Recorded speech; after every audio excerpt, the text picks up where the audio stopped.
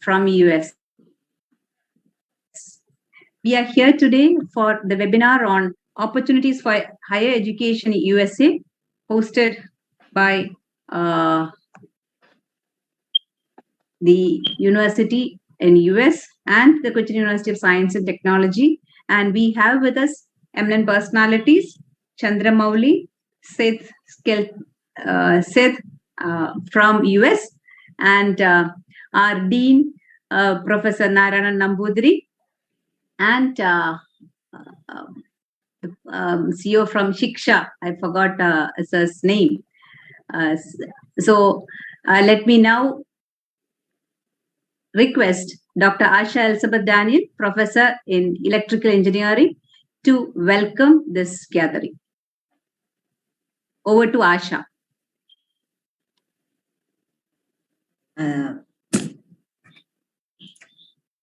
Thank you, Dr. Shobha.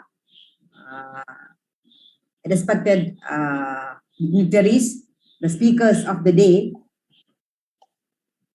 Mr. Seth and Mr. Chandra Atoli, and Krishna Kumar sir, our Dean, Dr. Narayana Nambudiri, faculty colleagues, and dear students. A very good evening to those who are from India, and good morning to our distinguished speakers from US. So it was indeed a great opportunity for us to coordinate this particular event, because many students from our university every year take opportunities abroad, and whatever information that we used to get was only through whatever is available on net, plus whoever is our alumni. And mostly our students lack information regarding the scholarship opportunities, how to prepare their SOPs and things like that. So it was really great of this Mr. Seth and Mr. Chandra Atoli to take up this initiative and to get in touch with us through our former colleague, Dr. Babu, CA Babu, who was the batchmate of Mr. Chandra. And that's how we could organize this event. So now let me come to my duty. So it's really a great pleasure, indeed a privilege to represent university and welcome our distinguished speakers, Mr. Seth, who is the Associate Director of Global Education Office of Midwestern State University, Texas, and Mr. Chandra, President and CEO, BRIDG360, which is actually offering a lot of valuable service and guidance to our new generation aspirants who are, in fact, trying to get an opportunity for higher education in US. So, on behalf of engineering and the faculty colleagues, let me extend a warm welcome to Mr. Seth Skelton and Mr. Chandra Atoli to this webinar. Welcome you, sirs. Now let me welcome Krishna Kumar sir. It's a great pleasure and to come to know that you are an alumni of our university. So welcome you, sir, for this particular webinar. I welcome our Dean, Dr. Narayana Nambudiri, and all my faculty colleagues, and special welcome and congratulations to all our who are currently with us and our alumni who have really taken this opportunity seriously and have joined this particular webinar. Welcome you all once again. Thank you. Thank you, Dr. Asha. Now, let me request our Dean, Dr. Narayana Nambudiri, to speak a few words regarding our university. So, distinguished speakers, sorry for the disturbance, some disturbance were there. I first, at the outset, I basically congratulate the organizers of this webinar on opportunities of higher education in USA. I also congratulate the students for participating and who are very, earnest in participating in this program, and which is the need of the hour. As after 2 years of pandemic, they are opening up, and I think the students are also getting interest in higher studies, especially in US and all. As you already know, the School of Engineering has started in the year 1978 with part-time BTech program, catching the needs of the practicing engineers in and around Kochi. Maybe in 1980 when we started the research program, PhD programs in most of the areas, and the milestone came in 1995. We started the UG program. All the major branches we started, and in 1996 we started the safety and fire engineering, one of the first in India.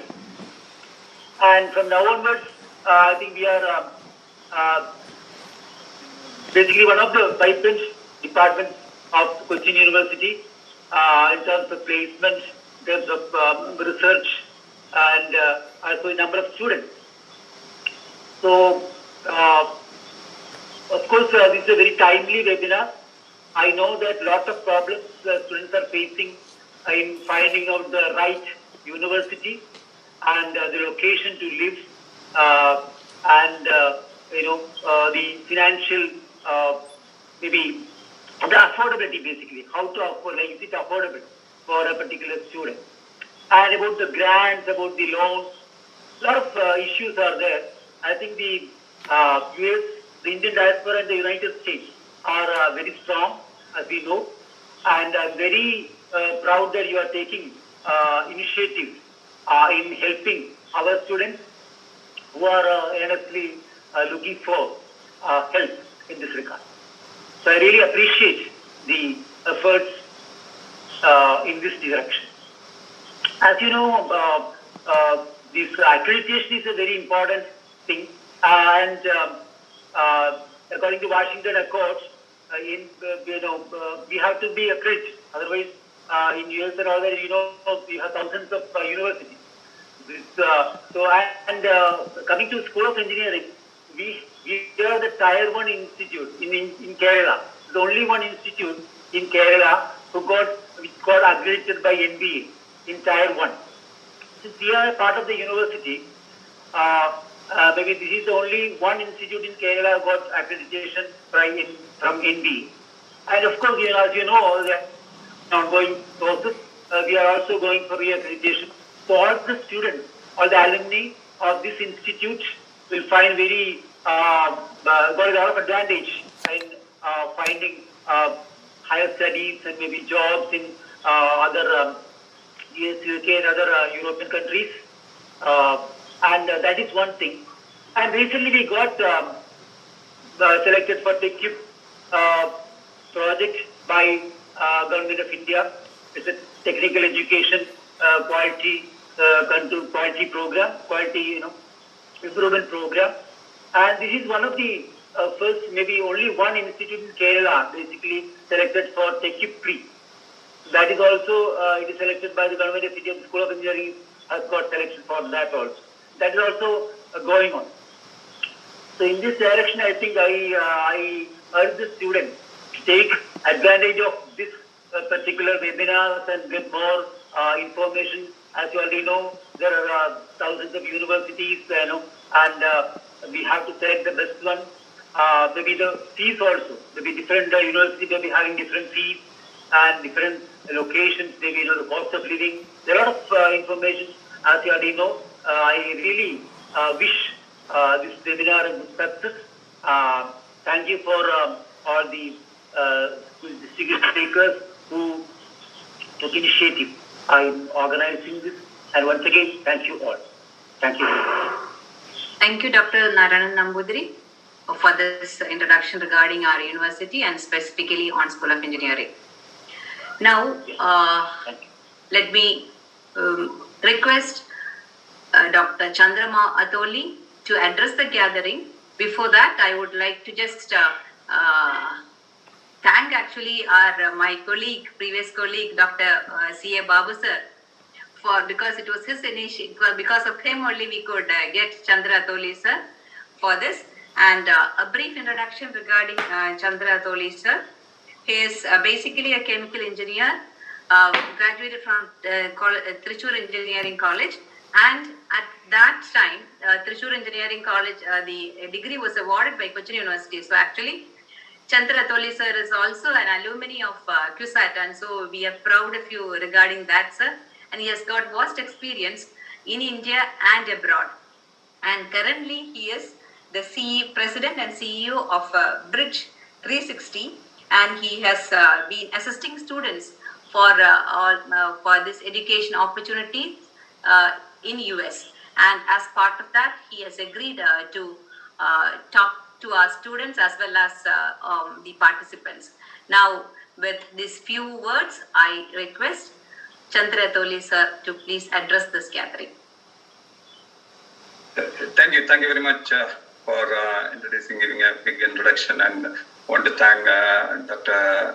Narayan Nambudiri also for giving a very good intro into this one. Before I really get into the thick of things, I wanted to add here two things to introduce Dr. C.A. Babu. We, as Dr. Asha and Dr. Roy Thomas, Mrs. pointed out, that Babu is my colleague. We used to live in the same hostel, and we were just chatting the other day, and then only the whole idea came up. I said, why don't we do something like this? And then here we have Dr. Babu also. Thank you, Babu. Appreciate it. And I want to introduce one more person. Actually, she's my sister. She's shown here as Rekha, I think. Her name is Nigila, and she's the global HR and the spokesperson from Kerala. She lives in Tellicherry. She used to be in Gulf, and now she has come back to India and working from home. She's a lawyer by profession. Okay, that's about it. And let me get to the meeting. Welcome, Kochi, and welcome all the graduates. I'm really proud of you all. And today is your day. It's not our day. We are all past that stage. Now you're in the stage. And I want to welcome all of you into this gathering to get an idea of what is this one. You're here for a reason, and it could be various things. The reason could be because you got an email from your department head telling that, hey, there is a webinar, you go and attend the webinar. Maybe your friends passed on this message, and you thought, okay, let me go and see what's happening there. So there could be various reasons for why you are here. But whatever is the reason, we are going to take you through a journey, and I want you to be with me, be with us through this journey. I want to go back a little back. When I graduated with Babu from Cochin University, I got an offer from Mao Rayons, Gwalior Rayons. I think it is in Mawur. And I was very excited because we got the job. We just graduated, got the job, and went to join the job because I wanted to understand what was happening in Mawur Rayons. So my seniors called me aside and said, hey, Chandra Mohan, that's my original name. If you're really keen on your career and all that thing, don't join here, because here there's a lot of politics happening, lot of things happening. We don't know when it is going to stop. We don't know. You may get a salary, but there is no future for you. That is Mawur Rayons. I don't know whether Mawur Rayons is still there or not. And why I'm telling this is, when you graduate, you have a lot of options. Because when you come out of the college, you get campus selection. Now there are lots of schools and a lot of companies coming and giving you options. So don't be judgmental in the offer you're getting. You might get an offer from TCS, you might get an offer, and you'll get overexcited about the job that is being offered. Coming back to my case, then I decided I don't want to join Mount Ions. So I moved on to Gujarat. And at that time, there was not like many agencies or many information available. Even the web was not prominent at that time. So it was all word of mouth. But now, you people, you have a world of opportunity waiting for you. So don't settle by what your friends say. Don't settle by what a company offers you. You go inside you and try to find out what you really want.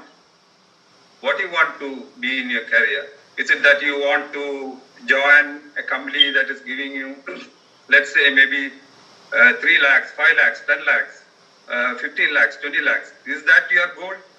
Or do you have anything further beyond that one? Can you dream of something bigger than 15 lakhs, 20 lakhs? Can you dream of 1 crore as an annual salary? Is it possible for you to dream? If you are able to dream that one, we can make it happen for you. Okay? That is what this is all about. I just wanted to say 2 words. Yes, you can. And if you think you can, means you will do that. And just before I hand it over to Seth for today's real deliberation, I wanted to tell one thing more. Whatever questions you have about international education, be it about immigration, be it about salary, be it about how much is the fees, and all these things, we are capable of handling those questions, and I want each and everyone to ask questions. It's not going to be a monologue. We want to have it as a dialogue, and be ready with your questions, shoot out your questions. We are more than ready to take the questions, and I'm really excited to empower the new generation. That's what this is all about. I'm in a social entrepreneurship curve. It is my, I think, calling to assist the students, because when I was in India, I never got an opportunity like this. Nobody told what is to be done. We had to find it the hard way. Now it's all opening up for you. I want you to dream big and come out of the constraints of your imagination, okay? Don't be shackled. So the whole world is out there for you, and dream big, and let's start the dream journey, and let's go to Seth, who is a close friend of mine, and we'll be visiting you sometime next year in the university also. Hey Seth, why don't you take over? Will do. Thank you so much, Chandra. Thank you, Dr. Asha, and everyone else from Cochin University, in helping us set up this wonderful opportunity to speak to students. I know, like you said, this is about you guys and your opportunities, your chance to dream big and think about, your next steps in life. It is a journey, and we want to help you, along that journey. So my name is Seth Skelton. I'm the Senior Associate Director in the Global Education Office at Midwestern State University, or MSU, Texas. I've been in this role for about a little over 2 years, and my job is to oversee international recruitment. So what I do is work with students from all over the world, the top students, and help them along their journey to come to the U.S. and study, and more specifically, our university. And so I help students through the application and the admissions process, give information about our university, what life is like here on campus, have a whole office of people dedicated to your success. We also offer immigration support, that sort of thing. So I mentioned it earlier, kind of before the meeting officially started, but I visited India for the first time back in March, and a fascinating, wonderful experience. I learned so much more than I ever thought. So it's very enjoyable, but it's a work trip where I am doing everything that I can do to connect with as many students and schools, different agencies, and especially working closely with Chandra from BRIDG360 has provided us an opportunity to connect with students in a different way, and chances like this to speak, through a university lens, if you will. So what I'm going to do today is talk about our university, about some of the different programs we have, admissions policies, again, student life, and then a little bit about job opportunities, what is happening in the state of Texas economically. So there's some great, professional career development opportunities, and so I'll talk about that. So just a brief bio about myself. So like I said, I've been in higher education recruiting for a little over 2 years. Before that, I worked for almost a decade in a research facility. So what I did was work with researchers, doctors from all over the world who came to our hospital to provide really important research around respiratory care, sleep medicine, cardiovascular issues, just a really broad variety of research topics. But I worked with physicians in the US and those coming from outside of the world. So kind of saw what those professional opportunities are from the other side, which was really interesting. And so now I'm working with students who maybe want to do those types of jobs, but working on the academic side instead of when they're already professionals. So without going into too much more about that, just wanted to share a little bit of background about myself. And again, thank you all for joining. So what I'm going to do here is just share my screen. And so you guys feel free to speak up, ask questions as you have them, type into the chat box, and I'll be happy to address questions there as well. So I just want to make sure that you are informed about what's happening in the U.S. and just the incredible amount of interest from Indian students. It was really overwhelming, the amount of inquiries and questions and things like that from students while I was in India. So certainly gives me hope, and it helps me to understand the type of talent that is interested in studying in the U.S. and it's top level talent for sure. Okay, so just bear with me 1 second. Okay, so just a little bit about Texas to get you started, get you excited about things. So welcome to Texas. This is going to be your virtual trip, a Zoom vacation, if you will. So here's a picture of Austin, Texas, downtown area. This is the capital of Texas. It's a cultural hub, a lot of food, entertainment, music. People like to take carriage rides through the streets. So a very fun place to go visit. Here's a picture of Dallas, Texas. This is the skyline. This is the nearest major city to our campus, where our city is located. So it's about an 1.5 to 2 hour drive from where we're located. Dallas is a city of millions of people, very diverse. Here's a picture up here on the right-hand side of our state flower. This is the bluebonnet. So in spring and early summer, driving around, you'll see big fields of wildflowers, and bluebonnets are very prominent. So very pretty. We have a lot of prairie land, like farms and ranches, things like that. So a lot of wide open spaces. Down here in the right-hand corner is a picture of Santa Elena Canyon.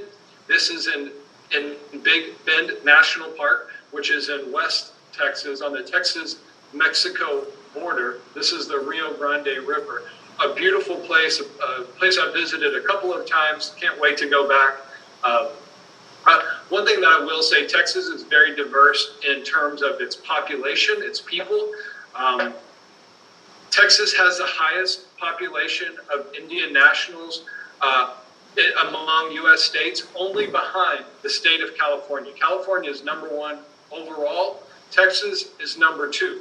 So know that when you visit, when you travel, if you come and live here to study, that there will be people from all over the world, and many people who are from India who have now settled in the state of Texas, and especially in Dallas. So, like I said, Dallas is a very diverse city, just like our state overall, culturally very diverse, and with geography very diverse. We have a beautiful shoreline. So I'm actually going down to the coast this weekend. It's a holiday weekend, so looking forward to doing some camping on the beach. So we have beaches and ocean. We have a very thick forest out where Chandra lives in East Texas. I know it's very dense, it's very green. I'm out here kind of on the western part, which is a little bit more wide open, but we do have deserts and mountains and forests and oceans. So a lot of things to see and do in the state of Texas.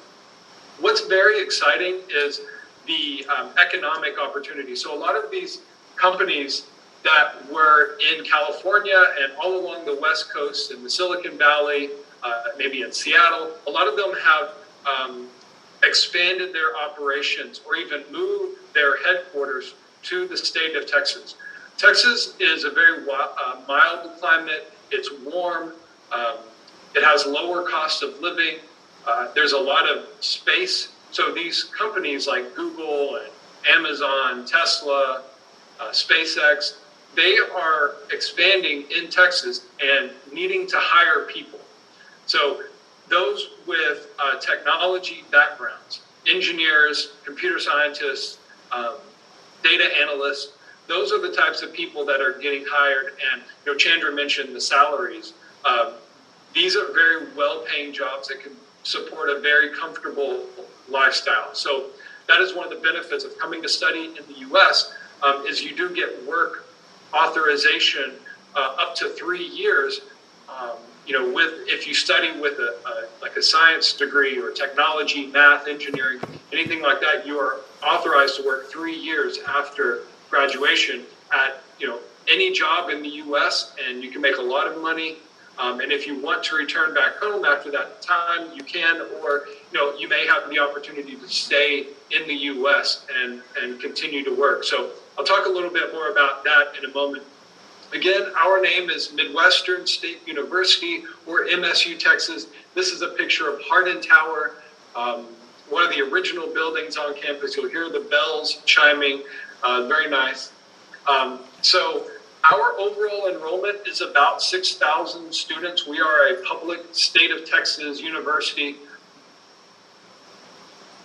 But I will say we just joined the Texas Tech University system in September of 2021. So for the last few months, we have been the newest member of the Texas Tech University system, which is very exciting. It was just announced that our Bolin Science Hall, where the computer science program is located, is about to undergo a $45 million renovation. So when you come to campus, you're going to see a lot of new building, new growth, but renovation of existing buildings to bring them in to the latest technology.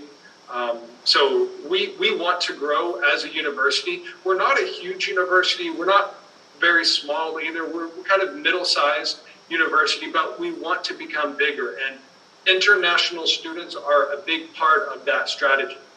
So we're celebrating our 100-year anniversary as a university. We were founded in 1922, so we have a long history and tradition of offering students the best academic learning environment possible, and we're happy to start the next century and want to welcome you guys to campuses as soon as possible. We do have 7 different academic colleges total. So I'll talk a little bit about those. I will say we have right now about 400 international students from 51 different countries. It used to be a little bit larger than that. Before COVID, we were around 600 international students, but our fall 2022 incoming class, this fall semester, looks to be the largest we've had in several years. So we want to get back to 600 students. We want to be larger than that with our international student population. And as the international travel restrictions begin to ease, as visa appointments start to open up and become more available, we expect to reach our goal. And again, India and students from the Indian subcontinent are playing a big role in that strategy. Okay. Okay. I don't know what I did. I think I got the pen out here. Anyway, so I won't worry about that. Here's just a quick map of the United States. Here's the state of Texas. We're in the south central portion of the country. Again, very warm, very mild. It's not as hot as India, but it's pretty warm. When I was there, it was pretty warm most days, and it's like that here. But we do get a little tiny bit of winter weather sometimes. We're located in North Texas here, so right on the border of Texas and Oklahoma. You'll see Dallas-Fort Worth areas right here. This is where the nearest international airport is. This is where most students fly into Texas, and then we send a bus before the beginning of every semester to pick students up free of charge, bring you back to campus. So here's Wichita Falls. Like I said, it's about an 1.5 to 2 hour drive, a wide open highway, very easy to navigate. That's one difference that I think you'll notice from the United States to India is, yes, we do have some traffic, but it's not the same. It's a little easier to navigate. We do have very big, wide open highways where you can travel very easily from city to city. And so a lot of our students will travel back and forth on the weekends between the university campus and Dallas, because a lot of people have friends or family there. They go to the grocery store, with all the Indian food. We do have an international grocery store here in town. There is an Indian community. It's small but growing. The really large Indian community is in Dallas here. Okay. I'm going to see if I can get rid of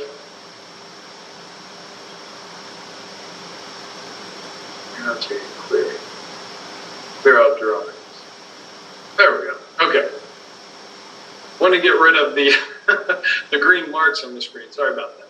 Okay.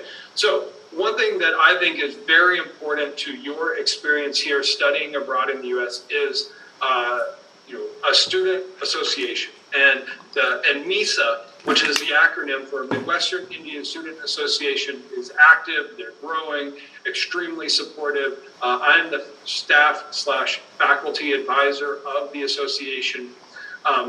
For a little while, activity was suspended due to COVID, but now the student organization is active again. They're planning events this next year. So their main role is to welcome new students into campus, make sure that you get settled, that you know where everything is. They work closely with our office, the Global Education Office, to make sure that you are aware of available resources. There are networking opportunities that are really helpful for after you graduate, because you may have a friend that goes and works at a different company. They may be able to give you a reference or a letter of recommendation to come and apply. So having those connections, networking with other students can be extremely valuable after you graduate and you're looking for a job. There's also the cultural connections and that sort of thing. You're in the United States, you want to experience American culture, but it's also nice to have a taste of home as well. So Holi, Diwali, these are celebrations and events that we're going to have planned this next year. So if you're here, I certainly hope you can participate and then help share these cultural events with American citizens as well, because when our international students host these events, I learn a lot, and our other students have the opportunity to learn. So right now, MISA is not a huge association. There's about 24 active members, but that number is expected to grow rapidly. And I'll tell you more about that in a minute, but we expect a very large class to come in. Because of COVID the last couple of years, the incoming classes were smaller, and we had many students graduate, but we expect the Indian Student Association to continue to grow and overall have a larger international student population starting in the fall of this year and then moving forward. So next I want to talk, kind of switch over to the academic opportunity, show you some pictures of our campus. So our College of Health Sciences is one of the largest colleges here on campus.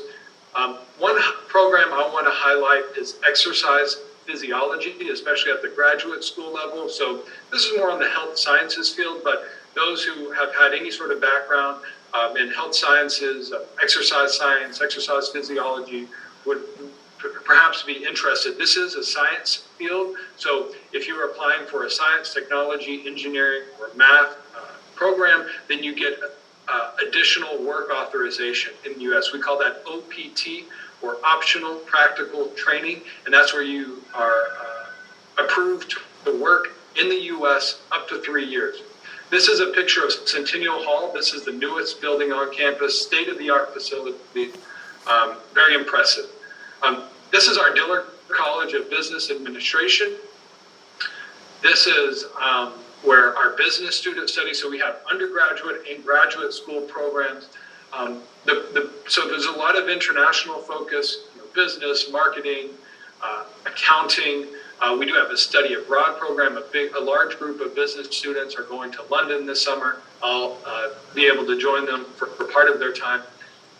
The most important part that I want you to focus on is the MBA, the Master's in Business Administration, now has a concentration in business analytics.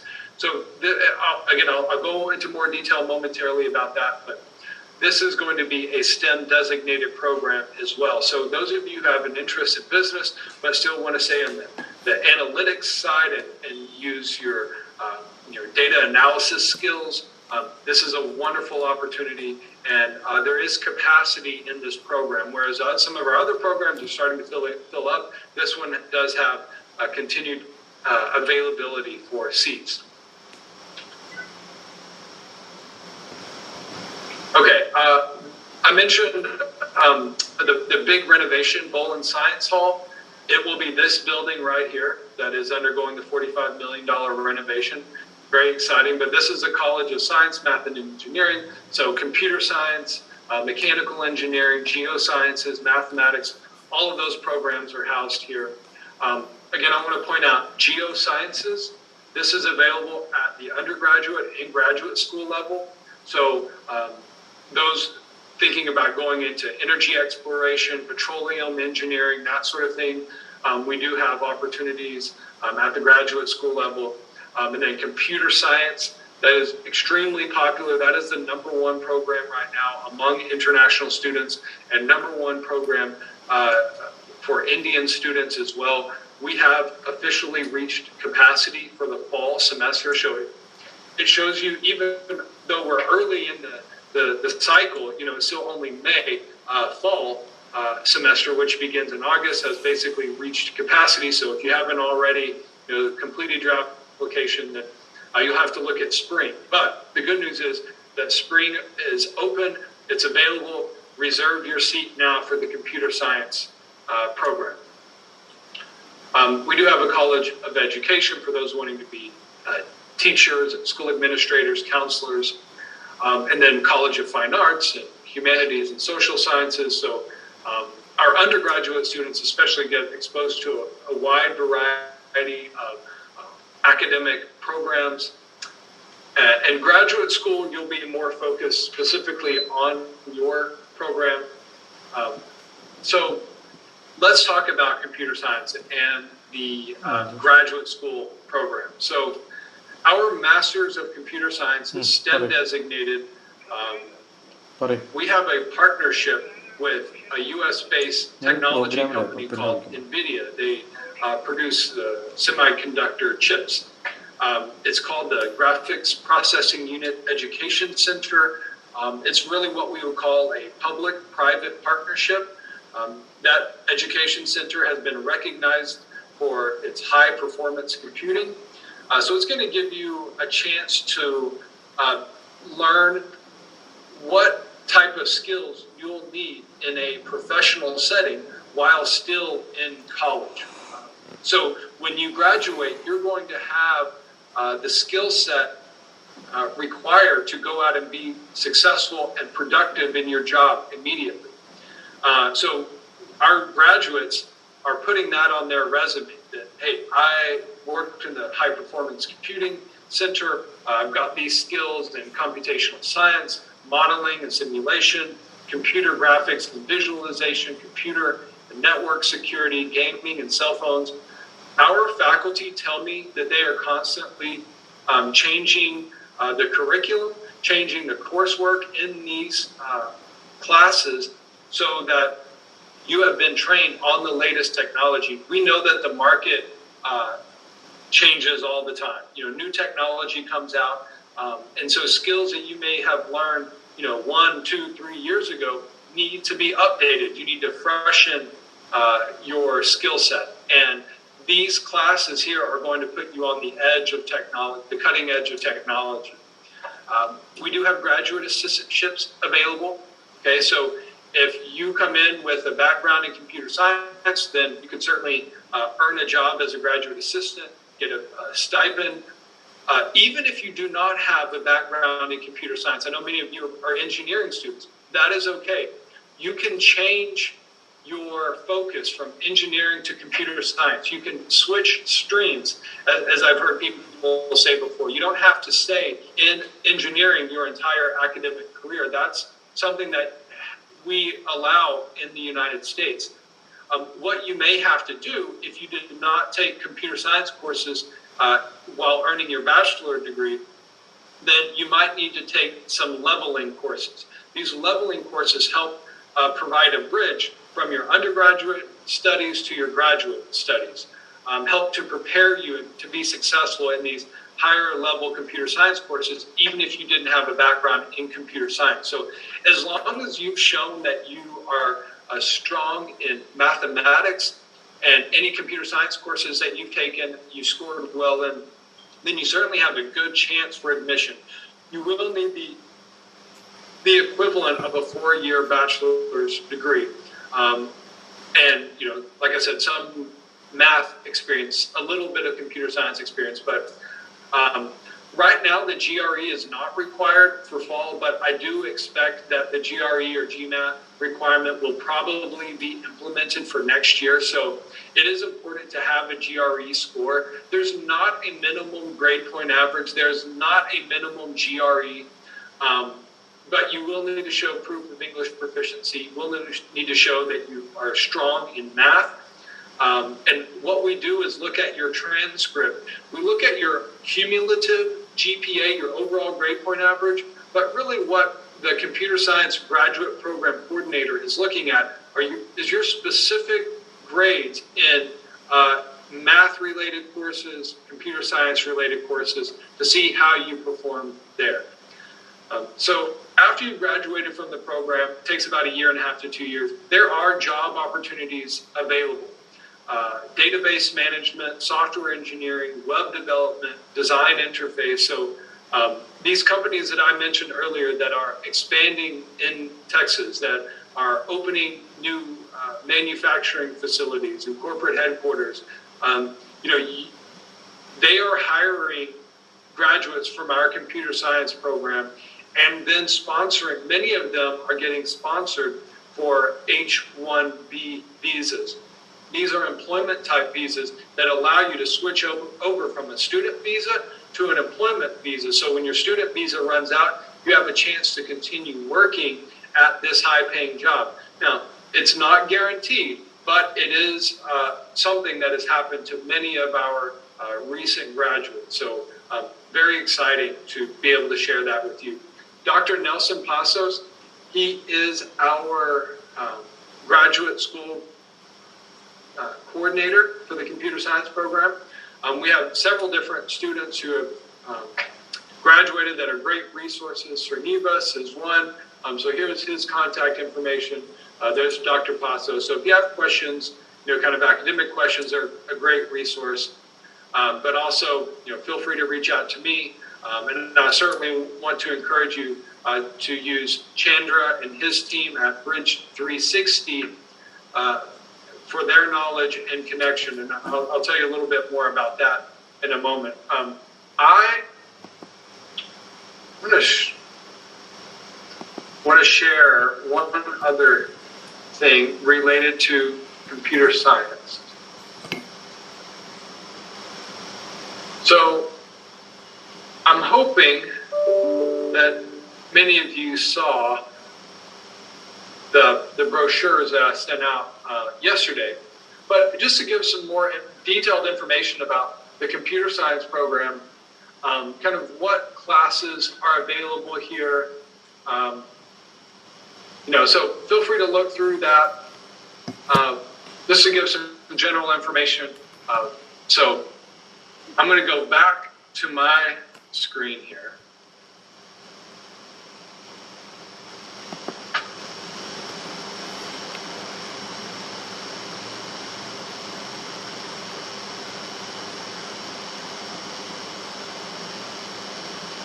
Sorry, one moment.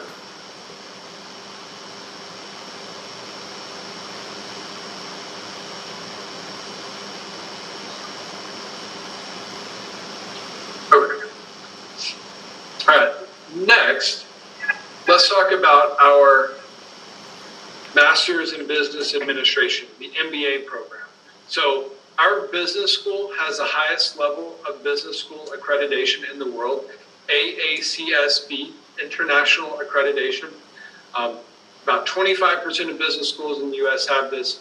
Only 5% of business schools in the world have this level of accreditation. So there are different concentrations that you can choose. Again, the one that I want you to focus on is the business analytics, because that is going to be the STEM designated program. If you choose a different concentration, that's fine, but that is those are non-STEM designated degrees. So that means that you can still apply for work authorization after you graduate, but it will just be for 1 year of OPT, or optional practical training. If you graduate with a STEM degree, science, technology, engineering, or math, then you can apply for that OPT extension, which allows for 3 years of work authorization. Again, we have many different graduate assistantships available. Those provide an $8,000 stipend. We were ranked as the second most affordable and accredited MBA program in Texas. So you're going to have a combination of affordable cost of living and affordable tuition here at MSU Texas, especially when you go through BRIDG360. We have a special agreement with Chandra and his team at BRIDG360, which guarantees you a discounted tuition automatically when you enroll through our partnership. But you must be referred through BRIDG360. So give a little bit more detail about the MBA. So the business analytics concentration is going to help to provide tools that help you to gather, analyze, and forecast future business trends, okay? Management information systems is a part of the required core classes, so you're really going to find that it's a blend of business and technology that is going to give you a very unique skill set when you graduate. We are providing, we've got opportunities for internships with local businesses, but again, those are going to be here in Wichita Falls. Those are going to be down in Dallas. Wichita Falls is a city of about 100,000 people, so we're not a small village. We're not a huge city with millions. We're about a middle-sized city. So there are some opportunities here, but a lot of opportunities, again, in Dallas. Just like with computer science, you can have a non-business background and be admitted. Again, you'll need to take a 6-hour leveling course to get you prepared. So you can start online if you wanted and then come in person. So there's some flexibility there. But again, this is one of our fastest growing programs right now. It's only been available for less than 1 year, but a huge influx of applications from international students due to the program being STEM certified. So I did want to talk about English proficiency requirements. So we accept the TOEFL test, IELTS, Duolingo, PTE, or ITEP. You'll need a 79 on the TOEFL, 6.0 IELTS, 100 on Duolingo. So, several different options. but those are the minimum scores required for admission. Again, I mentioned earlier, I work in the Global Education Office. We offer international student support. We recruit students. We support you once you're on campus. We act as advocates for international students. We have an open door policy of students that come in every day to talk to. We also offer immigration advising. We help you through the I-20 and the visa interview process. And then we're also assisting students who are on OPT, or optional practical training. So you have to apply and be approved for that. So there's a whole process, but we give individual guidance for that. Here's just a couple of pictures of campus as well. Here is Legacy Hall. Legacy Hall is our newest residential hall on campus. Very nice. Now we do have discounted housing for students who stay in Pierce or Killingsworth Hall. Killingsworth Hall, I think, is the one right now that's currently open for international students for the discounted housing. So it will save you up to $4,000 your first year if you live in Killingsworth Hall. So a wonderful opportunity to save money. We do have a very safe and secure campus. We have a police agency that is available 24 hours a day. Overall, our city is very safe. It's located in a really nice part of town. I just bought a house about 2 months ago, just a couple of blocks from campus. I can look out my window, look down the street, and see our campus. It's very nice. I describe it as a big park. Okay, it's 255 acres. It's a large park, basically, with beautiful landscaping, places to hang out, buildings spaced out in between. So it's very comfortable, relaxed, quiet. And there are events going on around campus. We'll have big basketball games or cricket matches, other things like that. But there's also, it's really important for you to be able to focus on your schoolwork and your academics. So we have fewer distractions, but a really great academic learning environment with a little bit smaller classes as well. So you are going to find that you're getting more individualized attention. What's also nice is once you're here, it's really easy to get around. I mentioned earlier about how we will send a big bus to pick you up 1 to 2 weeks before classes start, bring you back to our campus, help you get settled in.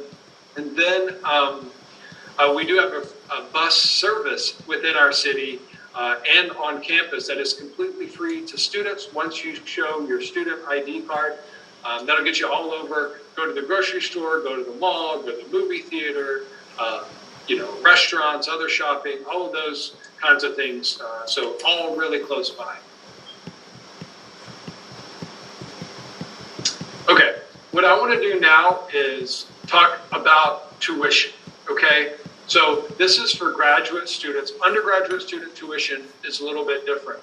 But if you go to the MSU Texas Financial Aid Office website, our published tuition rate for non-U.S. residents, you're going to see a tuition rate each year of about $14,500 U.S., okay?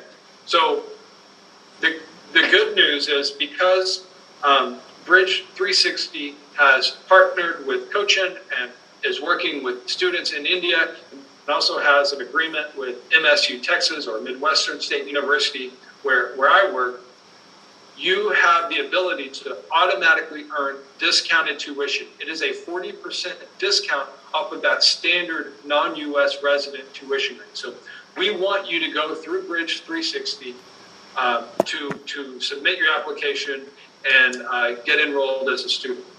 That discounted tuition rate is called Tier 2. And so you'll automatically be guaranteed this discounted tuition rate.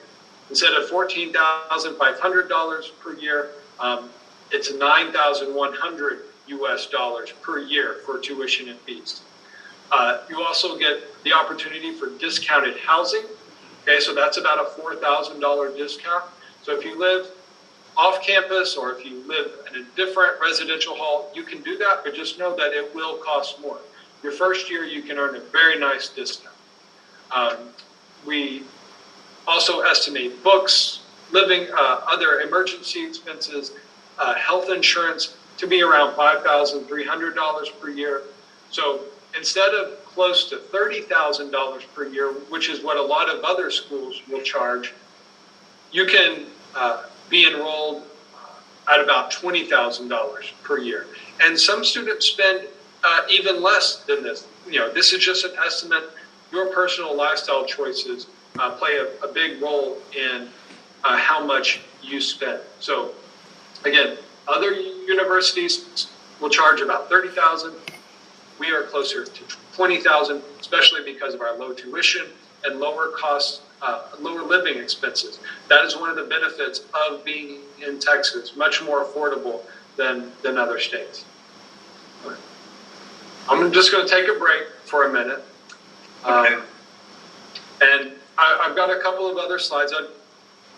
There's a question about the criteria for admission when GRE was not considered. So they would look at GPA, your cumulative GPA, along with individual classes. So we're going to need a transcript that shows every course that you took and the corresponding grade. We have a transcript evaluator who is an expert in converting grade point averages from outside of the U.S. to a U.S.-based model. So we know every country has slightly different grading scale and different ways of determining grade point average. We want it all converted to a U.S. 4.0 grade point average. And so we have a transcript evaluator who will do that free of charge for you. And then we add that to your application packet. So you need a 4-year degree, the equivalent of a 4-year degree, show English proficiency. There's no minimum GPA, but you will, if you have a 2.5 or a 3.0 on a 4.0 scale, like a 2.75 is pretty good. I would say you want to have a 2.75 or higher. In the past, we may have admitted students with a lower GPA as long as they were really good at math or computer science or business.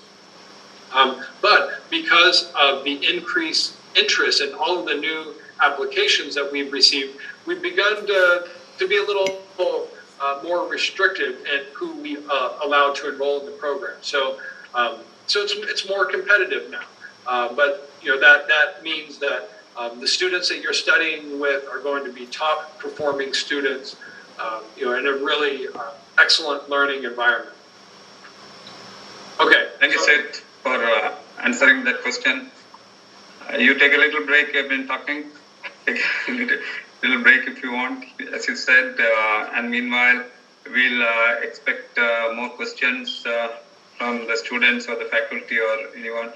I wanted to add here one more thing which Seth was mentioning regarding the scholarships and stuff like that MSU is giving.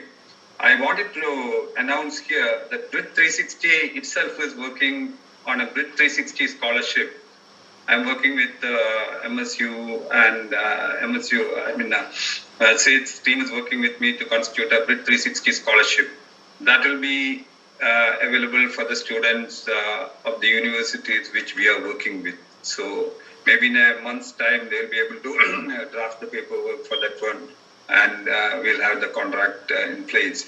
So that will be an added advantage for the students who are coming to MSU. So that is exclusively for MSU and BRIDG360. So this is the first time I'm announcing it. In fact, even our advisory board was not fully aware of that one. I thought once I get the okay from university to institute that particular scholarship, I had to announce it even to my advisory people. Now I'm working with Seth and his team on that one. That's a fantastic development, these new scholarships available. It's on a slide here in just a moment. I'm almost done with my most important points, but a recent graduate from our MBA program, he's working here and just got approved for his H1b. He went back to Hyderabad back in March as well and got his H1b visa stamp on his passport. So now he is able to continue working in the US, and he just created his own scholarship. So there's 2 different scholarships basically specifically for international students from India, which is really fantastic. Let me take this question. Somebody has asked, Pratik, I think, do we get a non-resident waiver if you get a scholarship? Yeah, if you get a scholarship, you get in-state tuition. So basically, that is what the question you are asking. Do I get a waiver? Yes, you get an in-state tuition because out of state. Suppose somebody from New York, living in New York, a citizen living in New York and coming to Texas is paying the tuition fees, means he's a non-resident, so he'll be paying more fees. So once you get the scholarship, you'll be eligible for in-state tuition. That's how your fees almost reduces by 40% or 50%, around that one. So all said and done, it's something like, when I put it into Indian rupees, it's something like 15 lakhs. That is what you're spending first year, 1 year. 2 years, 30 lakhs. And it's a no-brainer for the students. If you really look at the math, 2 years you spend 30 lakhs. And the minimum salary you have to get, because you're going to be on an H1b visa at a later stage within this 3 years, most of the trending technology is going to get a job. And the minimum salary, there's a mandate from the US government that you have to be paid somewhere in around $70,000, which is equivalent to around 50 lakhs or more than that. That is the minimum salary you have to be paid. So it's a risk and reward. You invest 30 lakhs for 2 years, and the third year, God willing, you get a good job, and you'll be getting far more than what I'm saying, the $70,000. And nowadays, I'm told even $98,000, $100,000 is not a cybersecurity. One of my student who has taken a cybersecurity, and his professor was telling me when he comes out, he is going to get median salary something like $98,000, which is 75 lakhs a year. So that's what you have to think of. Come out of your bubble of doing whatever you think is correct because I got a job. Think loud and try to see whether this makes sense for you. And we are always there. There's a big team behind him to help out on the application process. And I have a few people, my family members, who are helping out in this process. And you can always ask questions, and we are ready to handhold starting from the application process till you get the visa, until you land in Dallas, and these people come and pick you up. In fact, we had 1 or 2 students ready to come and talk to you, but they have a side job they got, so they couldn't come. And that one student was from Ernakulam.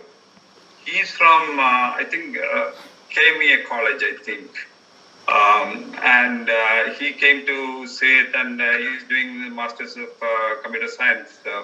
His name was Atul Kumar from Kochi, and he's doing his computer science.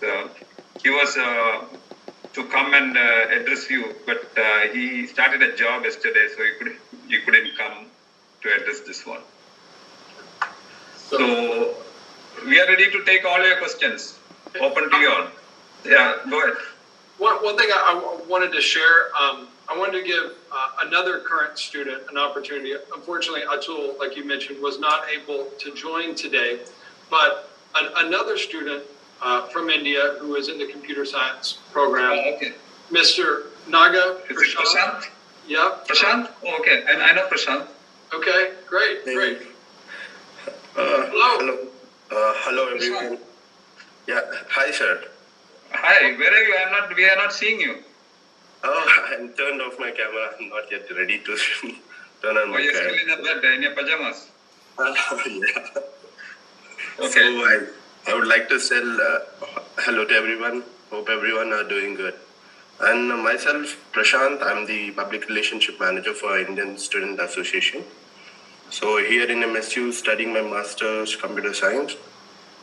So, and yes, you all made a very good decision to choose MSU for your further studies. I'm being very honest.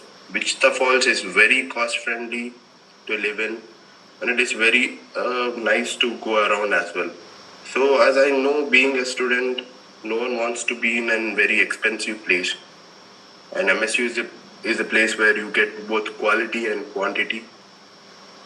And fee, as usual, fee of the MSU is very low comparatively to other universities. And I'm very looking forward to each one of you here. And you can ask me questions regarding the university. Me and Seth would be happy to help you and reply. Thank you. Thank you, Prashant, for showing up.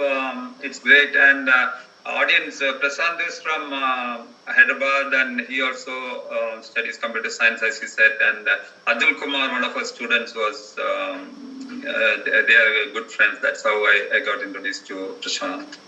Thank you, Prashant.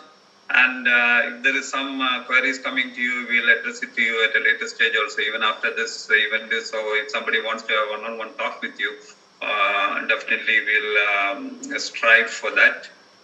Yes, sir. Thank you so much. Thank you.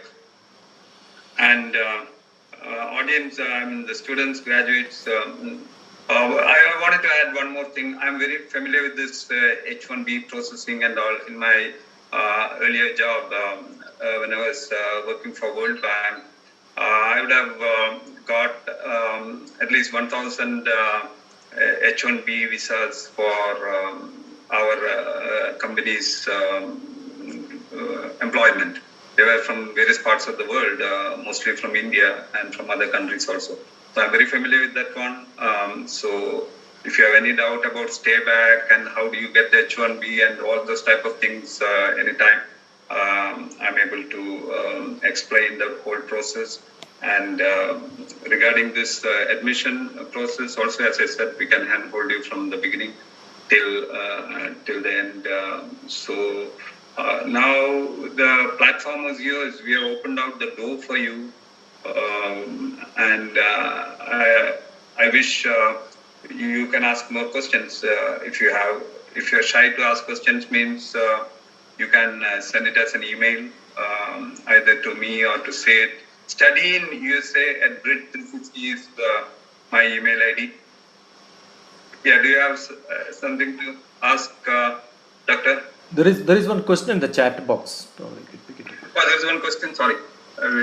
Whether SAT or GRE, which is preferable, and what is the scholarship advantage for each one of them? Okay, SAT and GRE are different. SAT is for undergrads. That means when you are going to come and take the 4-year undergraduate degree here, which is called, in India, the BTech equivalent is here called undergrad. That is where we need SAT.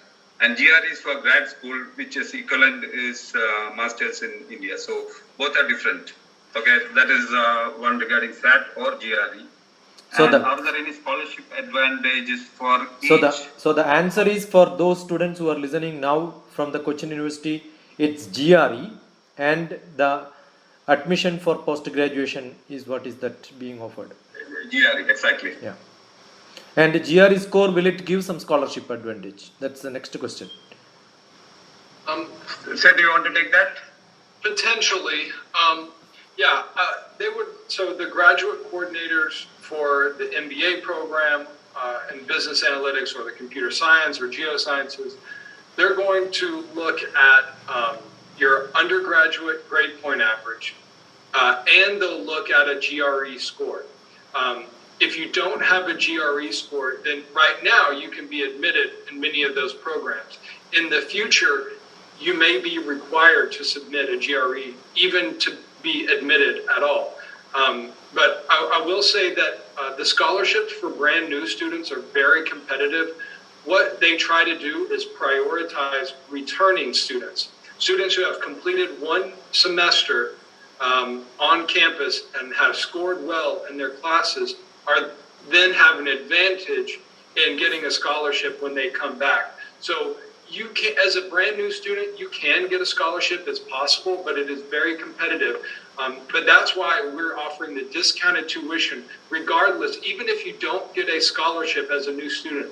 If you're coming to us through BRIDG360, then you automatically are going to get the Tier 2 discounted tuition. So just something I want everyone to be clear on. Okay, let me add one more point to what Seth said regarding the GRE score. Let's say you have a very good GRE score, and after coming here, you're trying for a teaching assistance or something. There you're going to get a big advantage because other students may not have taken GRE, and you have taken a GRE, and other students would have taken a GRE, but your scores are better, means naturally you stand to gain an advantage. And teaching assistance means your tuition fees is almost waived. That means that $10,000 is almost waived. Maybe a little bit you have to pay.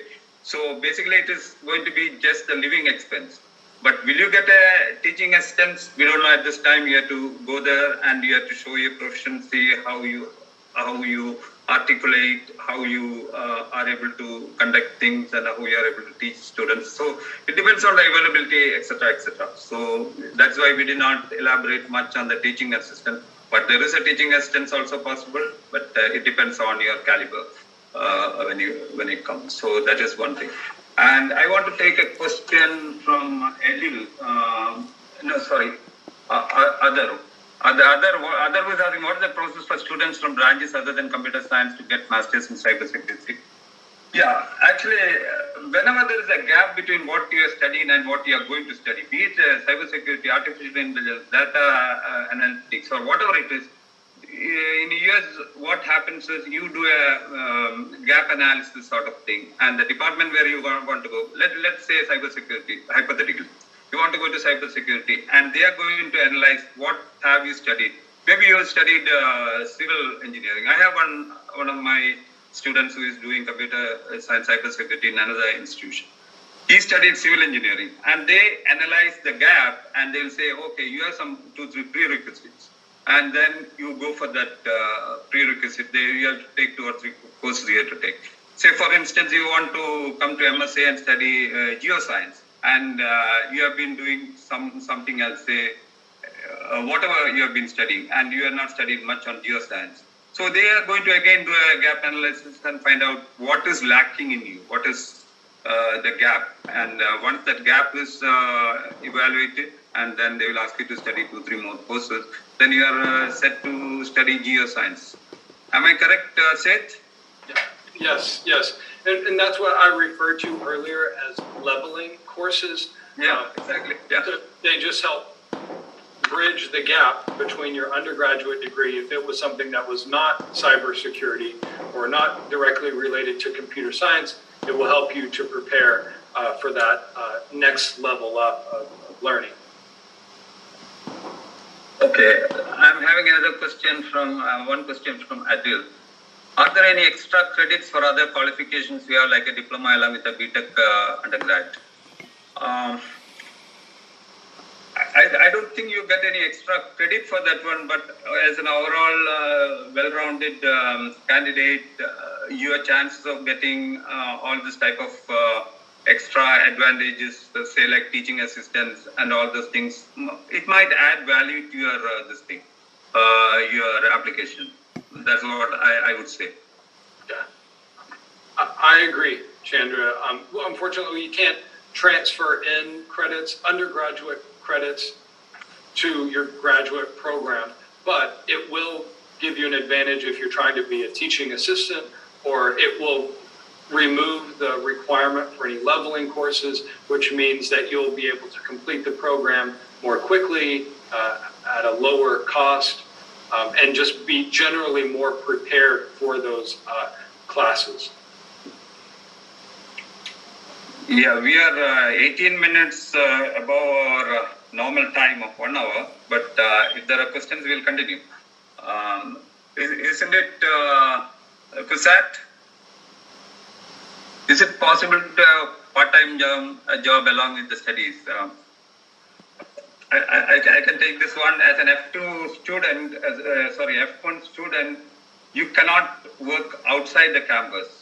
But as an F1 student, you can work inside the campus. So the campus will have jobs, small jobs it will have, so you can work. But you cannot go outside and work like 8 hours a day or something, you cannot work, because the idea is to come here and study while you study, work while you work, play while you play. So this is your study time, and you study 2 years, you put towards that one. Your idea is not to make $8 or $10 an hour coming here and doing. Your idea is to make maybe $100 an hour, like that. That's your idea, not like making an 8 hours or 10 hours when you work while you study.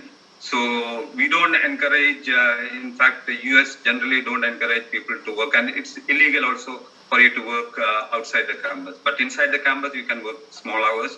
And then, of course, the teaching assistants is the other one you can work. Many people take the path of least resistance and go to countries where they allow you to work and you make $2,000, $3,000 a month, which is like 2 lakhs or something Indian rupees, and you calculate and say, okay, we make 24 lakhs in a year, so why don't we go to A country, B country, C country, like that. But US, I think it's a different ball game. You focus on your target, you focus on the ball, and take the ball towards your goal and make the goal. Is there any research projects where grad students could be offered an assistantship? You want to take that question, Sid? The question from Abhinav. No, I'm not aware of research projects where graduate assistantships are offered. There could be some. I'm just not aware of any. Prashant, do you know of any in the graduate school, any of your colleagues there who are doing any research projects? Are there any GA positions, Prashant, for those in research? Prashant has gone to sleep back. Looks like.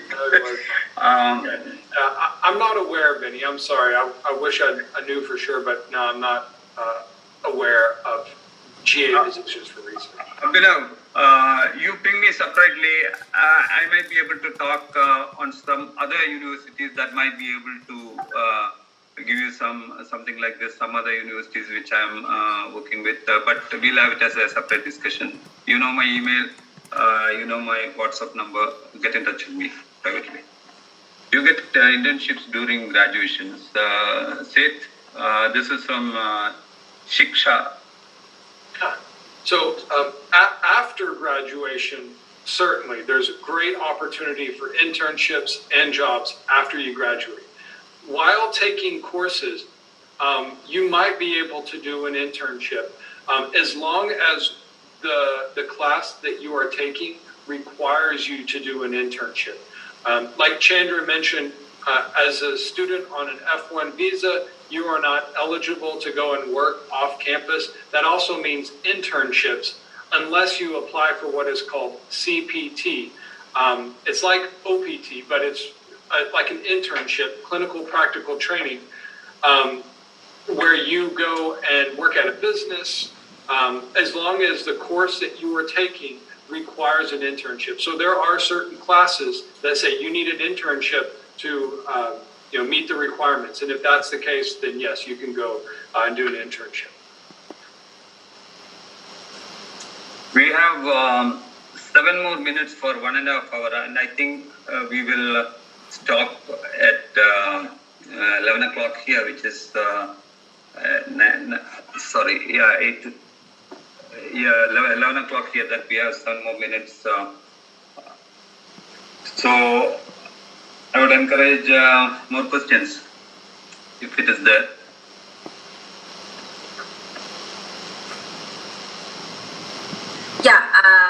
Ideal to everyone. Yeah, please. Yeah. Are there any internship opportunities for these students while they are with you on campus?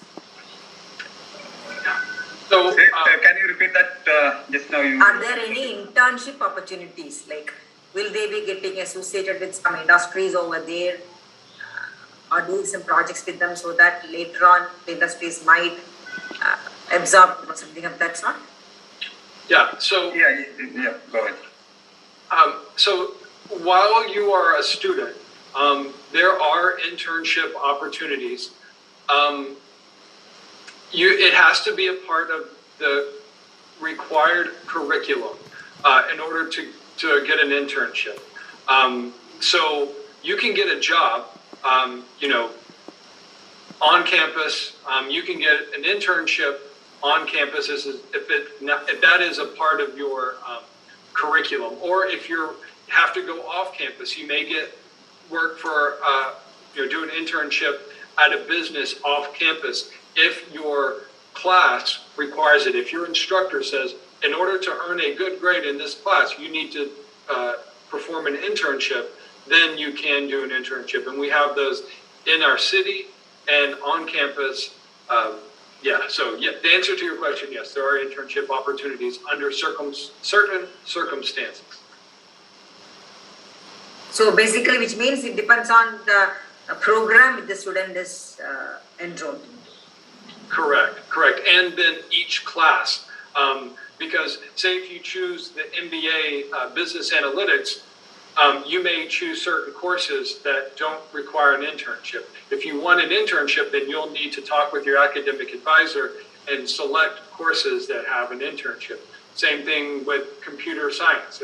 If there are any, I'm not sure if there are any courses that require an internship, but what may happen is there are graduate assistantship positions, like in our admissions office. We may have one in our global education office for a computer science student that will help us set up different software programs with our recruitment efforts and data tracking and all of those different things. So yes, there are opportunities available for talented, organized, and motivated students.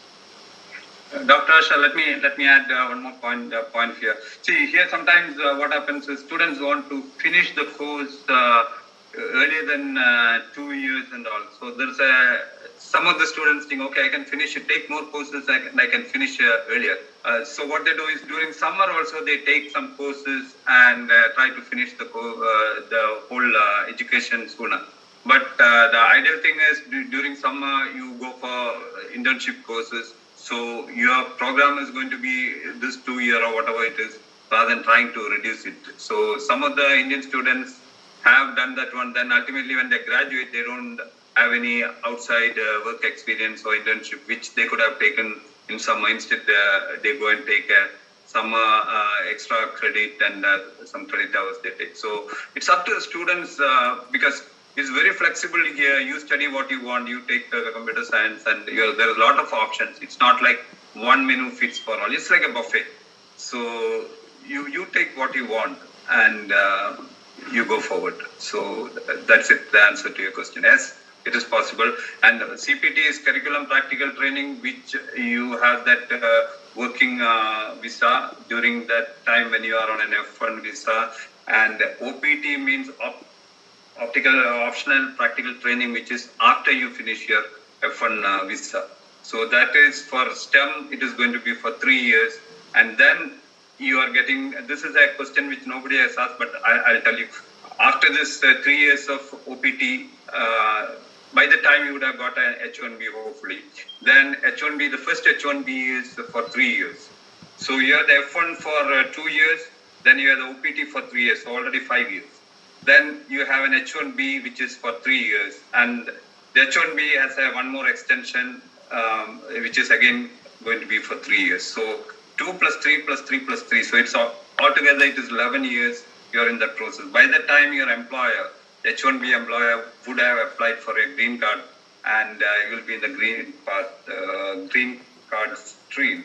So that's how the stay back, because many people ask this question, what is the stay back option? Can I stay back? Can I go back to India? So staying here or go back to India and all, the boundary is getting blurred these days. I had an employee who works for PayPal in California. He and his wife, one works for PayPal, other one works for eBay. And few weeks back, they called and said, Chandra, we are going back to India. Because I was the one who got them the H1b. I gave them the green card, everything for my early company. And I said, you are going back to India? Yeah, we are going back to India. So I said, why are you going back? Yeah, they allowed me to go back to India, and I can work from India. It's almost the same. They're not taking much of a cut or anything. So the lines are getting really blurred. It's a flat universe. So be it in India or US doesn't matter. If you're qualified, if you have the skills, that is what matters. And the certificates doesn't really matter. As you would have heard, I'm a chemical engineer. And after coming to US in 97 onwards, I did not do any chemical engineering work. I shifted to IT in 97. And that is when I joined the World Bank. Till this date, I never had the opportunity to show my certificate in the last 23 years or 25 years. I never had the opportunity to show my, even World Bank selected me, they did not ask for my certificate. And as a matter of fact, the first time I showed my certificate to somebody was to DrTPS. A few weeks back when I told, I also graduated from Cochin University, he couldn't believe. Government Engineering College Trichy was not in this one. Then I took my certificate from somewhere and gave it to him. That is in the last 24 years or something. That's when I took my certificate and showed. So it's not the certificate, it's not the college where you are graduated. It doesn't matter anything here. It matters, are you skilled? Can you do what you are hired for? That's all. Yeah, Chandra and Seth, another opportunity could be to go for, after your grad, you can go for PhD and then research, right? That's a good stream in academics. Exactly. Yeah. Do your university also have got research options for PhD? Unfortunately, no, we do not have PhD programs. We have one in educational leadership for those, like going into the academic field, but it's online and it doesn't really meet the F1 student visa guidelines. But we are now, as I mentioned earlier, we are now a member of the Texas Tech University system. And so graduates from our programs have an advantage when they apply to PhD programs at Texas Tech University with larger, more research, just broader options there. In fact, DrTPS, they could come to MSU and start an MS and then slowly ease into the PhD program, because coming for PhD straight away from India, even if you have a PhD, it's not that easy to get admission because there are a lot of people seeking that one. So it might be a good idea to come to another university, start studying a little bit again MS and working towards the PhD. And I am having a question here, Seth, I would like you to take. Can the student complete the total credit in less than 2 years? Yeah, students can. There's a couple of factors that play into that. One is the undergraduate transcript. If the student had a background in the program that they're applying for, say if you're going to the business program and you have a business background, then that helps you to complete the program quicker. If you're going into computer science and you've taken some computer science courses before, then you don't need leveling courses and you can complete the program more quickly. It also depends on if you're willing to take classes in summer, like Prashant is taking a summer course, or if you take additional classes during the semester. Instead of just 3 classes each fall and spring semester, if you take 4 classes and you take summer classes, then yes, you can definitely complete the program in less than 2 years. Thank you, Seth. One other question, Adil has asked, I'm not very clear on the question. Skills or GPA, that's what he is asking. If Adil can speak up, that would be great. Yeah. Well, I think the question is asking maybe in regards to admissions policy. Yeah, you said about the GPA, whether you said the skills or the GPA, which is more important. That's what he's probably asking. It is. GPA is the most important factor. If you're going into the MBA program, then your professional experience can play a role into the MBA business analytics program. But if you're going into the computer science program, then professional experience does not count into an admission decision. So your GPA is most important. And Prashant, I see your hand. Right? Yes, Atul is here. He wants to speak. Yeah, Atul, please come on video if possible and talk in a little bit Malayalam. Let the people understand Malayalam. Malayalam, it has been too much of English we have been talking. Prashant. No. See, we do have students from out of Kerala also. Oh, okay. Okay. So many of our students have joined are not Kerala. Oh, okay. Yeah. Pretty good. So Atul, we can forget about talking in Malayalam. Okay. Okay. First of all, I'm really glad that I met Chandra Todisa.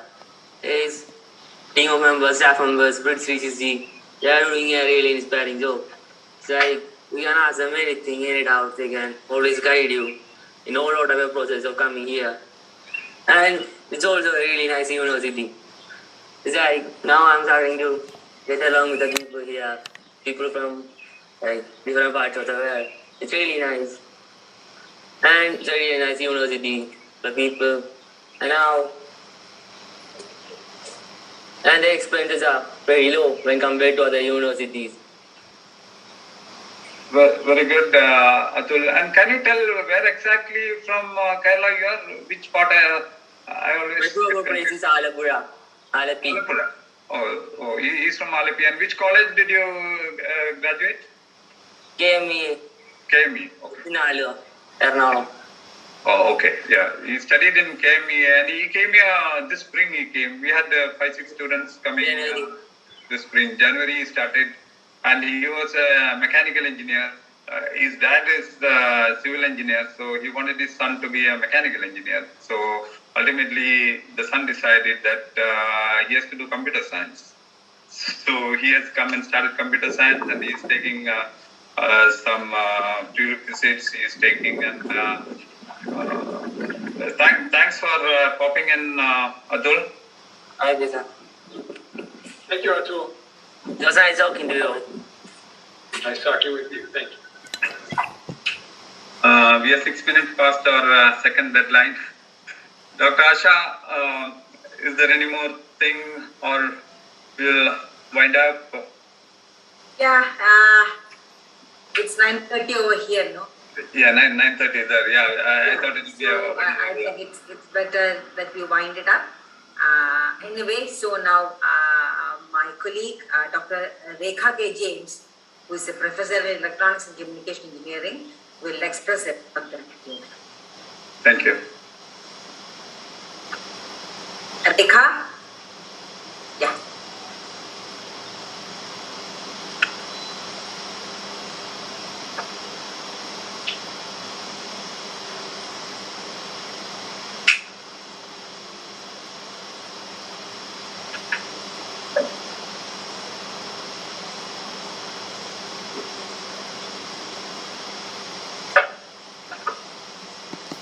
Rekha is not audible.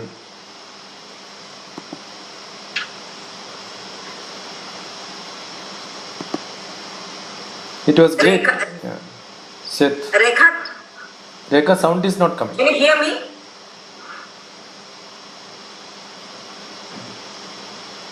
Yeah, Chandra and Seth, it was great. Nice to have. Nice listening to your inputs. Yeah. Thank you, Doctor, for taking time. Yeah, over to Rekha. Rekha is muted. She's on mute. Rekha is muted.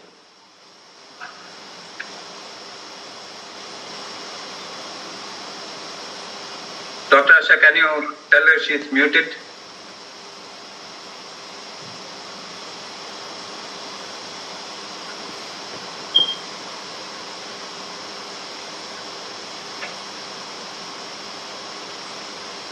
No, Dr. Asha is muted.